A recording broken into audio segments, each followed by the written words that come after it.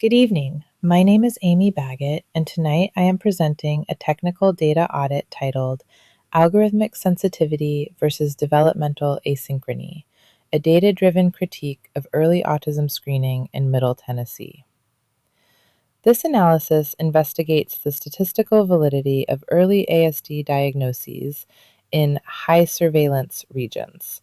By merging individual trait data with the 2018 CDC statewide county study, this project identifies a potential type 1 error, false positive, resulting from a clinical tunnel vision on expressive speech.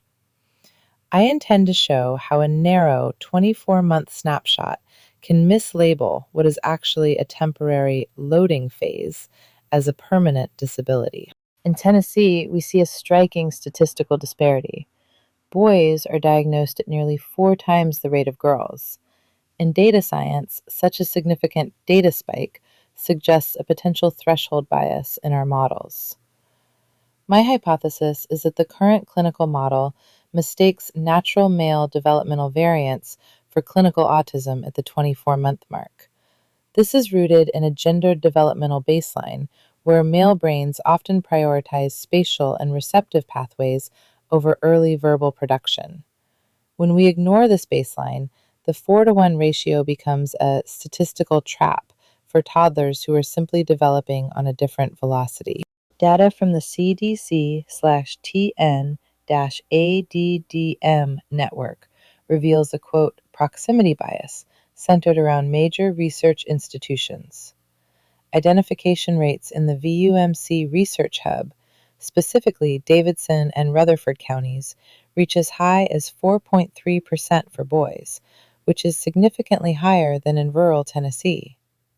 This Vanderbilt strain of screening suggests that aggressive early screening infrastructures may prioritize service access over diagnostic specificity.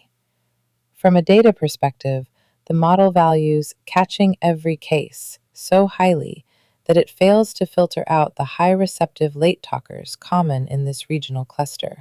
When we examine the correlation heat maps of the screening data, we uncover a primary algorithmic flaw. The clinical yes diagnosis shows a massive 70% correlation with expressive speech, A8, yet it shows virtually zero meaningful correlation with receptive intelligence, A1. This represents a clinical tunnel vision. The doctor's model is operating with high sensitivity but low specificity. It effectively captures the lagging indicator of speech while statistically ignoring the leading indicator of intelligence. This leads to a model that is top-heavy and prone to overfitting. This violin plot provides evidence for what I call the intelligence buffer. It demonstrates that high receptive language scores are actually a neurotypical marker present across all diagnostic categories.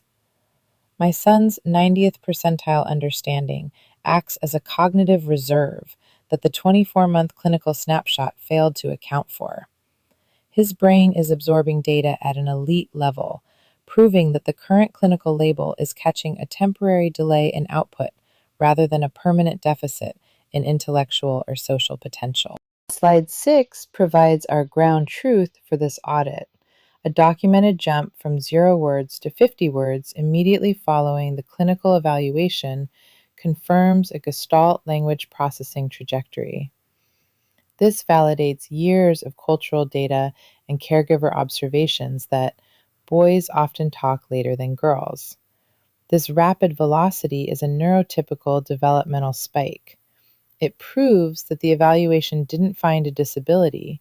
It simply caught a child in a systemizing loading phase where the brain was gathering data before producing verbal results.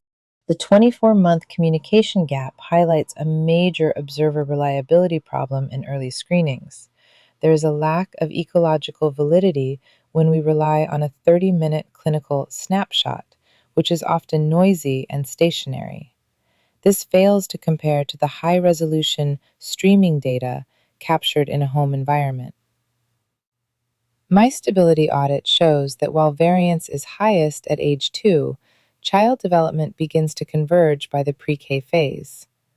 A single data point at age 2 is a statistically unreliable predictor of a permanent neurological state.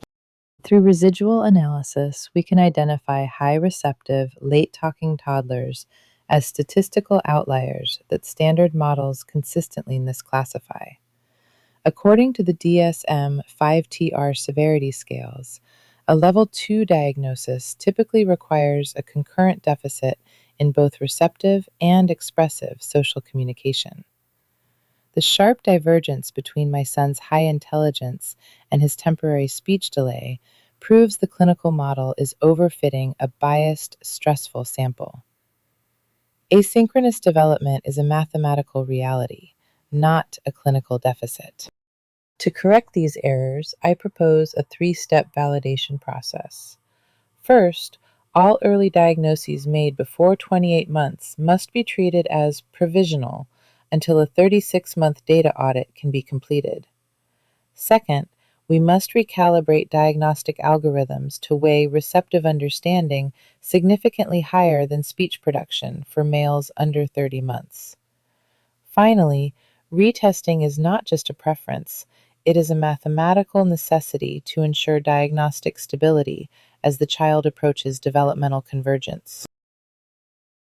Ultimately, the data predicts convergence, not disability.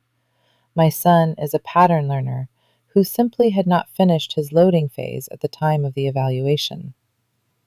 Merging regional surveillance data with individual trait gaps proves that a 24-month diagnosis is often an observation of regional sensitivity rather than a fixed outcome. I am moving beyond the clinical snapshot to trust the long-term trajectory indicated by his cognitive strengths. We must ensure that our data models serve the child rather than forcing the child to fit a flawed model.